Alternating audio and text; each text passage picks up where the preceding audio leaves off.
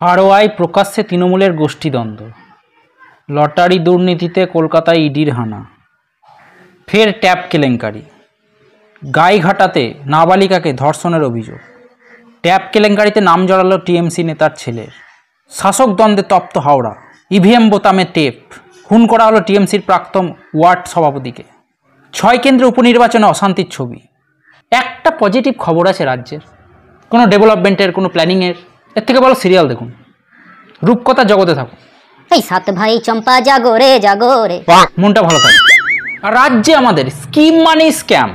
এবার মালদার বৈষ্ণবনগরে ধৃত শ্রবণ সরকারের বাবা, তিনি আবার তৃণমূলের নেতা। ট্যাপ কেলেঙ্কারি খবর পাওয়া যাচ্ছে মালদার বৈষ্ণবনগর থেকে। কেলেঙ্কারি দিদিমণি প্রথমে কিভাবে স্ক্যাম করা যাবে তার রাস্তাগুলো বানান, সেগুলোর পাকাপাকি ব্যবস্থা হলে তবেই সে স্কিম লঞ্চ করেন। তারপরে তিনি একদম ইনোসেন্ট হয়ে, সততার প্রতীক হয়ে সাদা শাড়ি পরে ঘুরে বেড়াবেন।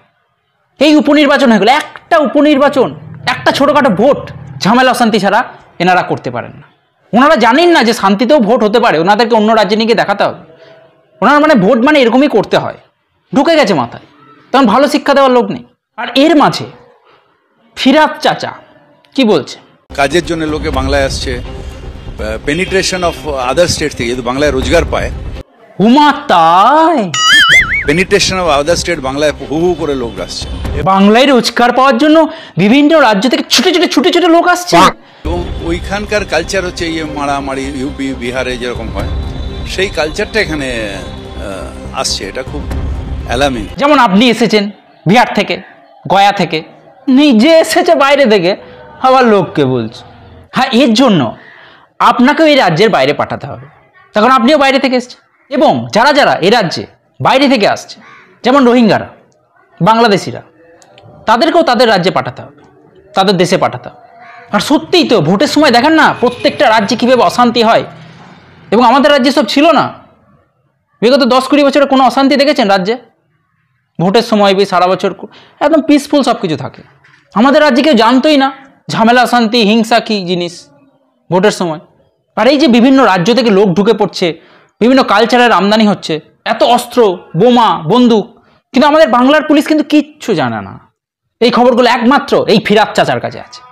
আর সত্যি উনি যা বললেন, যে যেভাবে বিভিন্ন রাজ্য থেকে, এমনকি বিভিন্ন দেশ থেকে, আমেরিকা, লন্ডন, জাপান থেকে হু হু হু হু করে লোক ঢুকছে রাজ্যে কর্মসংস্থানের জন্য, তাতে মেক্সিকোর মতন একটা উঁচু দেওয়াল প্রাচীর তৈরি করতে হবে বাংলার বর্ডারগুলোতে। একদিকে বাংলাদেশি মুসলিম, বাঙালি মুসলিম, একদিকে উর্দুভাষী মুসলিম এবং নন বেঙ্গলি হিন্দু, এর মাঝে পড়ে বাঙালি হিন্দুদের প্রাণ ওষ্ঠাগত, পিছিয়ে মরার উপক্রম, অস্তিত্ব সংকটে ভুগছে। জানি না আদৌ এখান থেকে মুক্তি পাওয়া যাবে কিনা। অ্যাটলিস্ট যতদিন এই ফিরাত চাচা আছে ততদিন তো নয়।